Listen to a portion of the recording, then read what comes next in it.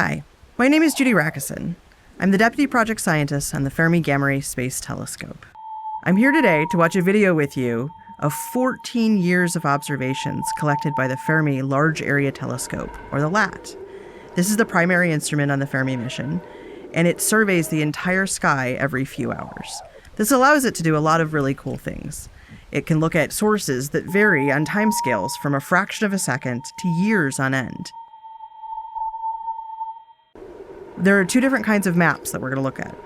One map is in galactic coordinates. That means that there's a thin band across the middle of the image, and that's the Milky Way. You've probably seen images of the Milky Way in the optical.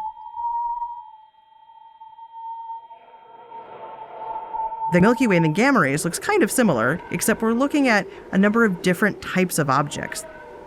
We'll also look at the gamma ray sky from another perspective where we're looking up and down out of the galaxy, which gives us a much better view of the extragalactic sky and all the sources way outside our galaxy in the distant universe.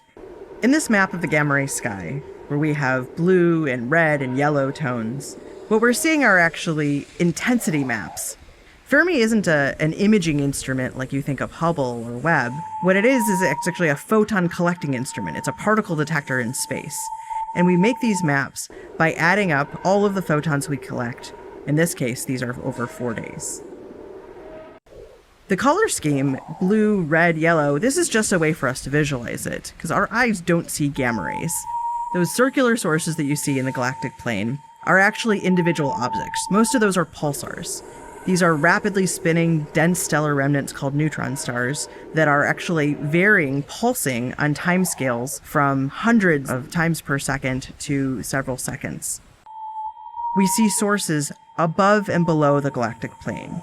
Those are largely blazars. What that is a supermassive black hole, millions to billions of times the mass of our sun, the center of a galaxy, that is active. That means that there's gas and stars falling into it, and it produces jets of emission, and they're very chaotic systems. So they're turning on and they're turning off, and that's actually the source of a lot of the variability that we'll see throughout this movie. We have a team of dedicated scientists, what we call the flare advocates. Their job is to look at data every day that comes from Fermi and look for these flaring sources. It's not just so that we know that they're there and that we catalog them, but some sources are interesting enough that we want to tell our friends, other space and ground-based telescopes, that they should go look at the same place and collect multi-wavelength data so that we can better understand these outbursts. You might notice that there are a few odd discontinuities in these images. This is a result of holes in the data that we didn't want to be distracting, so we patched those images using frames before or after. If you look carefully, you see one source that isn't like the others. It's actually moving, and sometimes it gets brighter or fainter. That's actually just the sun.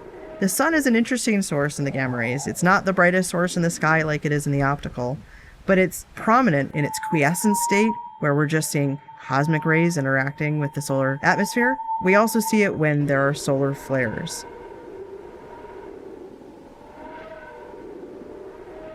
That bright flash right there was a spectacular solar flare.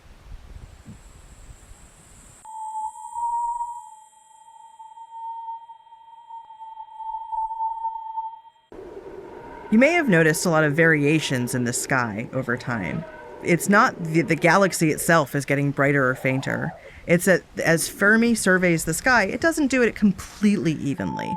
Over many years, we accumulate a very nice, even exposure of the sky. But when we look at short timescales, what we're seeing are variations in the survey, not actual variations in the sky. But when you do see individual sources, those are real variations from our own solar system out to the distant universe.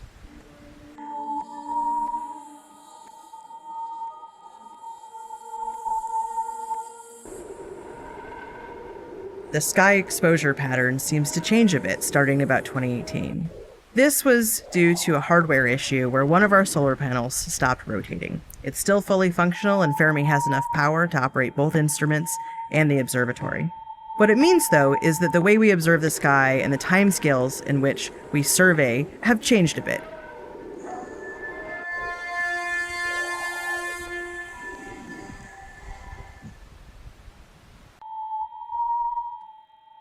In our 14-year map, there's over 7,000 total sources.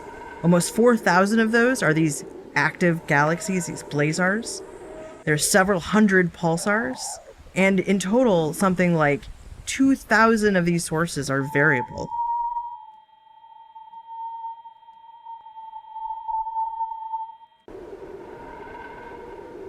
This video showing the first 14 years of Fermi observations is just the beginning.